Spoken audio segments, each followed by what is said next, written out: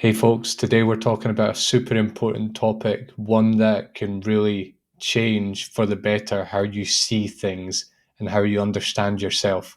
There are two key insights that we're going to cover today. The first one is that you only experience a finite part of objective reality, of all the possible input that you could receive, of all possible human experiences. And the second one is that your psychology is so unique and so powerful that it basically puts a particular slant or filter on all of the input that you receive on the particular life that you live. And this, if you combine these two insights, this in short is why we all live in our own world. But the explanation behind it is going to be a bit longer, and in explaining it, we're going to cover a lot of crucial aspects of human psychology. This is Deep Psychology. I'm Ross. We blend spirituality, psychology, and self-help to shine a light on your inner workings. Listen if you want to get real, powerful insights and avoid all the fluffy nonsense that abounds in self-help circles. You'll know more about how your psychology works than 99% of people on the planet. Find me on all the major podcasting platforms or head to deep-psychology.com, visited by thousands every month, for tons of free resources. And I'm now on Patreon. I'd really appreciate you supporting the show, and in return you can access exclusive perks. Alright, time for the show.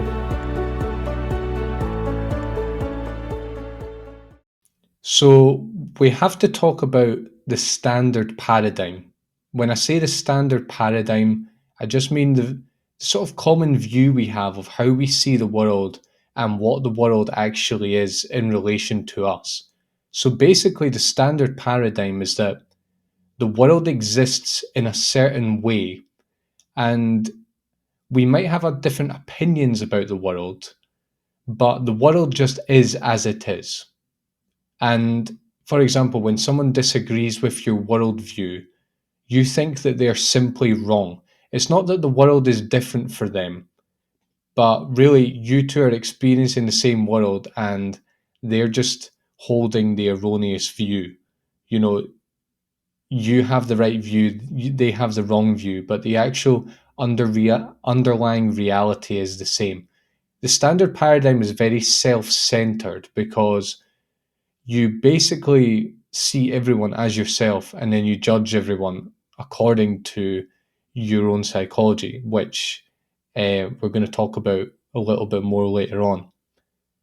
Another part of the standard paradigm is that people basically desire the same things, and deviations of this are rare. And when people do deviate, they're usually crazy in some way, or Machiavellian or power hungry, or they have some kind of fault in their personality. Another common view, which I'm not sure it's part of the standard paradigm, but another common view is that we're all the same. We're all the same, we all want the same things, we all value the same things at the end of the day. We just want to be happy, we just want to have a family, and we just want to be comfortable and have a stable life. And this sort of equating everyone to each other, it can seem sort of noble and lofty, but actually it's very misleading and it's very disempowering in terms of understanding other people and understanding yourself. So that's the standard paradigm very quickly, is basically thinking that the world just is a certain way and that people, we have slight deviations in how we see the world, but largely there's one world and we all see it the same way. And if someone happens not to see it like that, or they don't see it the same way as you do, then you sort of condemn them and you don't understand them and you make sort of an enemy out of them. That's usually how it goes. And don't think I'm just talking about, a political leader you don't like. I'm talking about everyone that has some sort of deviation in their worldview. You judge them and you don't quite understand why they don't see the world like you do. Because the world just is a certain way, right? Now, you might have guessed because of the title of this video that I don't agree with the standard paradigm. And that is true. But let me talk about what is true about the standard paradigm. The fact is that there is an objective world with properties that apply to all of us. For example, the sky is blue for all of us. Obviously, when it's cloudy, we don't see that, but the sky is fundamentally blue. The grass is green. You can debate, oh, well, the grass is drier in other countries. Grass is still green, when it's fully allowed to grow, it's green. It's the year 2024. Objects fall downwards, not upwards. Your body has certain needs that you need to satisfy, otherwise, you're not going to be alive very, very quickly. Things like this, basic facts of life, these apply to us all. That is objective, it's part of objective reality. And then our realities do crisscross. Otherwise, you wouldn't be seeing the video right now. You have access to the internet, so do I, so do millions of other people. We, we interact with an objective reality. There is no doubt about that. Our lives aren't just one giant subjective soup, as some, spiritual people or, people who are obsessed with certain views of psychology will try and convince you. I really don't think that's true. The world is not just one subjective soup. So don't misunderstand me here. Just have subtlety in your thinking. I'd also say that there is a lot of structure behind our worldviews and how we interpret things. It's not just completely random or completely subjective. You can look at them as, again, particular slants on the raw information that we pick up from our reality. And in that sense, they are based on objective reality, and they are, we don't just all hold our own views and opinions, they fall into certain categories, and there are very good reasons why that happens. So there is some truth in the standard paradigm, in that there is structure to our opinions and worldviews. There is an objective world. We do share reality with one another, but the the problems with the objective, the problems with the standard paradigm are enough to make a giant difference and enough to explain why we really do live in our own world. So where does it falter? Well, first of all, our psychology is wildly different from other people. Things like our worldviews, our opinions, our desires, our fears, our memories, our life history, our goals, our ideals, our levels of development, our age, just our biological age, these are all wildly different from other people, even people in our family. Have you ever noticed how different you are from, even like the closest people you have in your family? That should show you that you are wildly different psychologically from other people.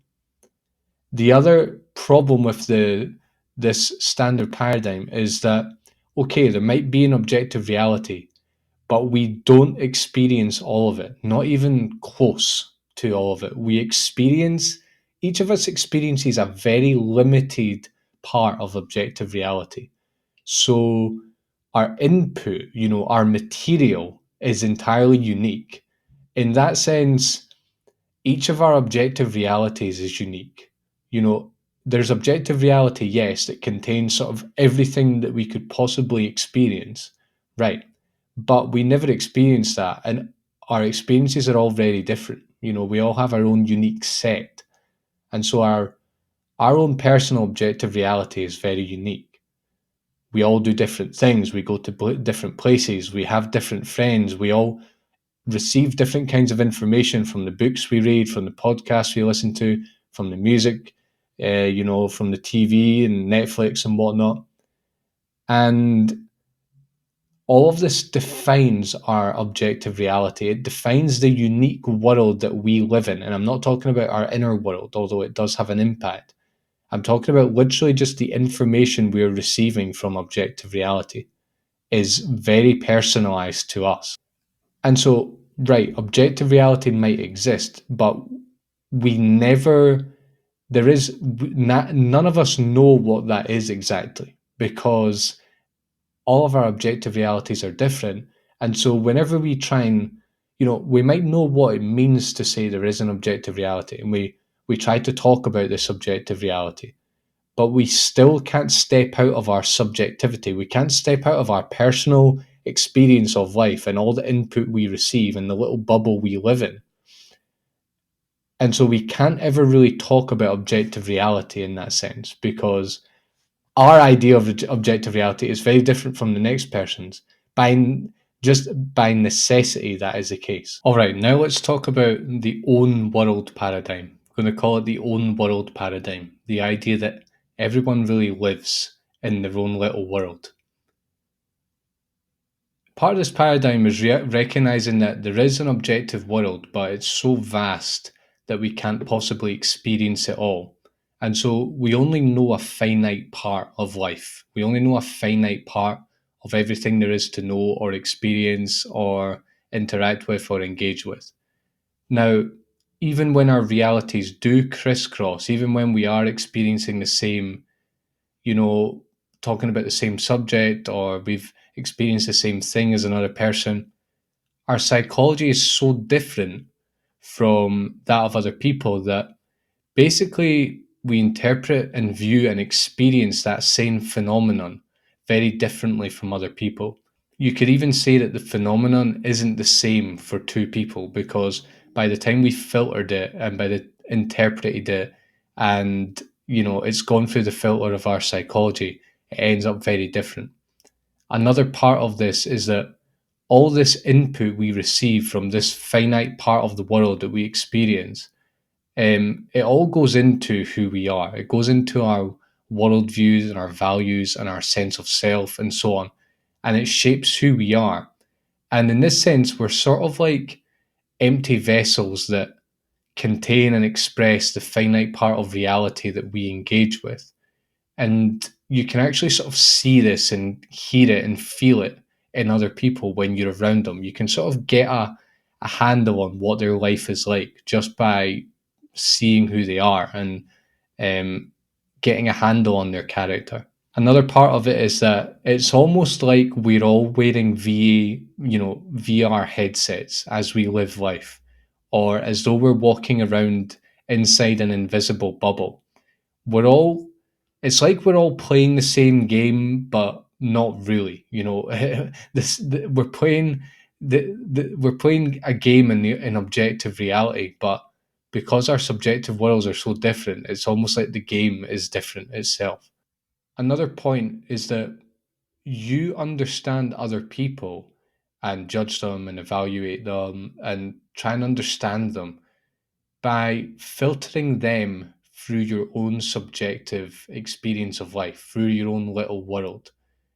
In this way, you don't see them as they are. You don't get a handle on what their subjective world is like, and you you basically judge them in a very self-biased way. It's like you evaluate their usefulness to you or how much they fit who you are, and then you sort of discard them because they don't seem interesting to you. Now listen, in when I'm talking about we all live in our own world, I'm not saying that insanity doesn't exist. I'm not saying that everything is true, that the earth is flat, that truth is 100% subjective, and that we can think reality into existence. That's not what I'm saying. It's a lot more subtle than that. So have some subtlety here and don't jump to these very, gross conclusions about how things work. I'll also say that there are levels to our subjective world. Our idea of what the world is and how we live that world, it grows and changes as we ourselves grow and change. So it's it's subjective, but there's also structure to it, and there's also kind of a deeper wisdom here. And as you grow and change, your worldview and your own little world grows, and it becomes much more refined and um, much more human, much based on higher values and so on. So there is a directionality to it, and actually we are own world has been evolving ever since we were born. So right now it might seem kind of abstract, oh, we all live in our own little world. It's really extraordinarily practical, and it can be kind of a mind fuck when you realize this. There's two sort of overall strategies that you need to use if you want to really see this for yourself, and it's that you need to get outside of yourself first of all, and you also need to see yourself with more clarity. So when I say get outside yourself, I mean that you need to observe people. You need to understand people. You need to watch them, listen to them. And you can take this to very fine degrees, but start with very obvious things. Get a handle on their character in a very gross sense. Think of yourself like an explorer or like a collector of rare specimens, just uh, observing and understanding and being fascinated with what they find. Look at things like their body language, the clothes they wear, their tone of voice. Look at their exterior, you know, the part of them that everyone else sees, the body and the clothes and the hair and the facial expressions, the body language and all of this, and realize how unique it is from other people. Like, you've probably never seen another person exactly like them before. So realize how unique they are, and that this uniqueness actually reflects their inner world. Their inner world is just as unique as their outer world. Try and not just like think about that and remember it, but actually try and see it as you're interacting with the person. And this will help you realize just the depth of this, the depth of the fact that we all live in our own world and how subjective our world is. Also, try to understand people's actions and motivations. What do they do? Why do they do what they do? What do they want and why do they want it? And this will really help you understand what their inner world is like. I also think it's important that when you disagree with people, or maybe you're aware of something that they aren't, maybe they seem a bit old fashioned or a bit out of date, behind the times, notice that really it's because you're living in two different worlds. As I said, the objective reality is here, but it's so vast that we have to by necessarily we only experience a certain amount of it, and then we filter it. And when you interact with people that are very different from you, you can realize that very obviously, because it's kind of very obviously that you're coming from different places. Moments when people seem weird or deluded, in a more extreme sense, realize that they're inhabiting a very different world and they're coming from a very different place, and that you have to try and understand what they're experiencing and why they are who they are. Otherwise, you're probably just going to end up thinking that they're crazy and that you've got nothing to learn from them. So that's get outside yourself, trying to understand the subjective world they inhabit and basically the world that they inhabit. And then it's about seeing yourself, trying to realize what your bubble is. Now, the difficult thing about this is that it's it's it's right before your eyes, but it's invisible. It's like a map that you use to understand the world, but because that is your map, you simply don't realize it. It's tricky to see this in yourself, but you can see it by asking, well, what do I think about life? What do I think about other people? Who do I admire? Who do I judge? When do I feel alive? When do I feel lifeless? And notice that the answers to these things all seem kind of objective and predefined and natural to you, but it's only because that's your little bubble. It's all extremely subjective, and if you weren't you and you didn't experience the little part of objective reality you experienced, didn't have the psychology you have, you didn't have the particular life experiences you've had, and so on, you probably wouldn't be like this. And realizing this in yourself, realizing what your little bubble is and who you are, you start to realize much more clearly who other people are and what their little bubble is. And why are we talking about this? How can this change our life? How can this help us understand our own psychology better? First of all, for me, it helps me stop taking things so personally. I notice that when I take things personally, it's because I'm judging people according to my own standards. Um, and really, people are never going to live up to those. So, by seeing other people as they are and realizing that they're actually living in their own little world, you realize that they can't help but be who they are, even if they're, being nasty to you for no reason or they've done something you don't like. They can't help but be who they are because they're living in their own little world, and you're not going to get them out of that. I also it helps me realize that I should stop trying to change other people for the same reason, because it really has nothing to do with me who they are. Sure, I'm just like this little slice of their particular world, and really I'm just receiving, I'm receiving all the imprint from the rest of the world that they experience. And so there's no point in me trying to change that. I'm not saying we can't influence other people, but often our energy is best served in the other direction.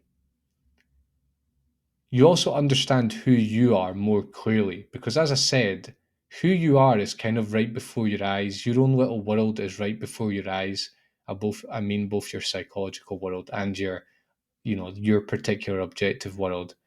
But it's so close to you that you don't understand it. I have to be honest, I feel like a lot of the time I understand other people better than they do because to them it's so self-evident that they don't realize who they actually are and what they've defined their world to be.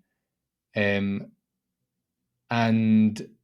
noticing this in yourself is very empowering because it then allows you to make changes. If you've been clinging on to a certain part of your world or a certain worldview for a long time, you can realize that it becomes an object rather than a subject. It becomes something you see rather than who you are. And that puts you in a position where you can make a change.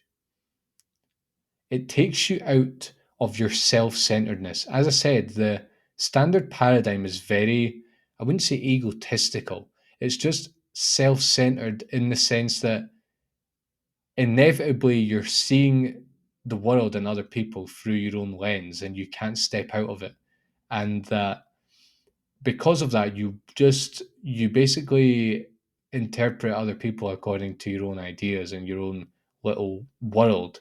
And so realizing that everyone is living their own little world, it takes you out of that self-centeredness, and it really puts you in contact with who other people are for who they are and not for who you want them to be or who you think they are.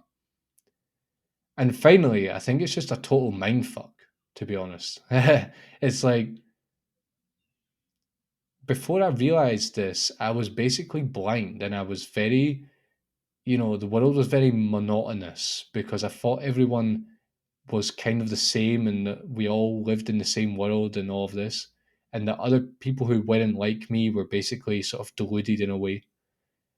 And flipping that around and getting into the habit of seeing other people who as they are, understanding them for who they are, it it it opens your eyes to the diversity of human beings.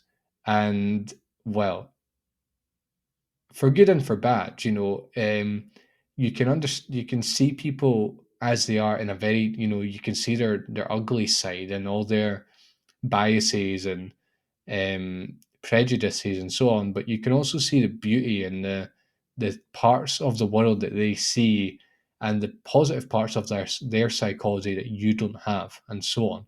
So it really opens up the doors, and it can be slightly scary when that happens, but it's also beautiful, and I think there's only good that can come from that. All right, I'm going to wrap it up there. I hope you found this topic as fascinating as I do, and I really hope that you bring this into your life and make it like a kind of practice to observe people and to observe yourself and to really get this in your mind that we are all living in our own little world, our own little bubble, our own little virtual reality. Um, it's really life changing. All right, I'm going to have 2 episodes coming every week for the rest of the year. So if you liked this, do subscribe so that you're up to date with me.